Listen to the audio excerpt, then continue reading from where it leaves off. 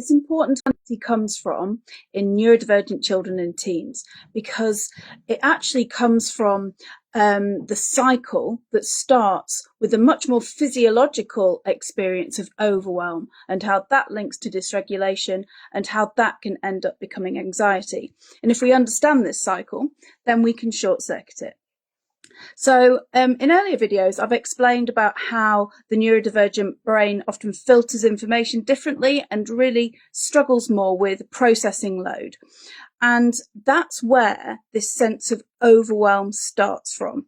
This physical sensation of overwhelm occurs when the amount of information that the brain is trying to process exceeds what the nervous system is able to manage. So this is very much a kind of nervous system response to too much noise, too many instructions, too much unpredictability, too much social interaction, just too much information. The nervous system can't manage this. So it reaches capacity and switches into protection mode. And once you've switched into protection mode, you might see tears, frustration, anger, withdrawal, refusal, even shutdown. That's overwhelm.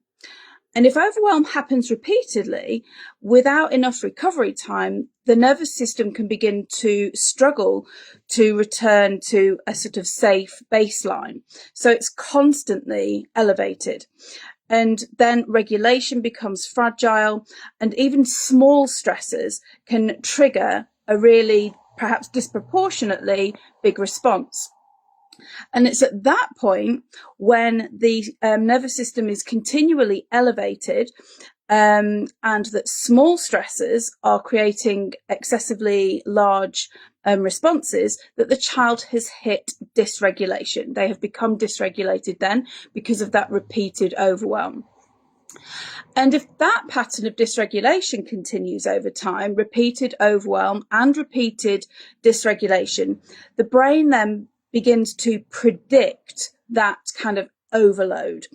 And it's not necessarily a conscious thing, but the nervous system is learning to anticipate this extra load, this extra stress, purely through experience. It recognizes the patterns and it prepares early.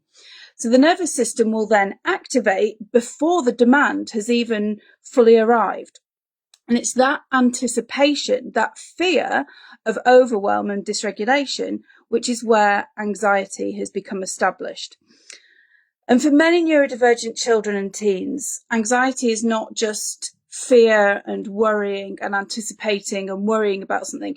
It is actually the nervous system trying to protect against this anticipation of overload. So if we understand this sequence of starting with overwhelm, that then becomes dysregulation, that then becomes anxiety, we can learn how to intervene effectively, because what we do at each stage needs to be quite different.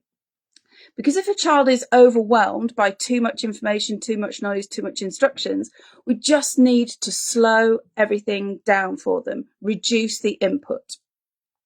Once they are already elevated, their nervous system is already elevated and they're more dysregulated, then we need to support them by lending our regulation, because the nervous system isn't able to get back down to this secure baseline. So this is where co-regulation comes in. They need our sense of calm, predictability, sometimes some movement, and everyone regulates differently.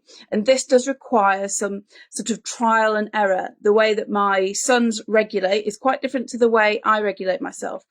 But we lend them our calm, our regulation, to help them feel more settled on a longer term basis.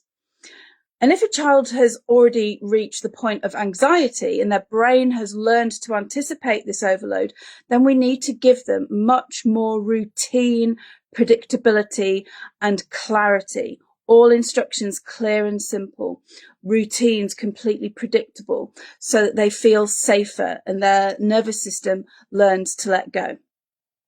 Now, my specialist guide, Navigating Neurodivergence, the 3 Big Breakthroughs, unpacks this even further in a much more practical way.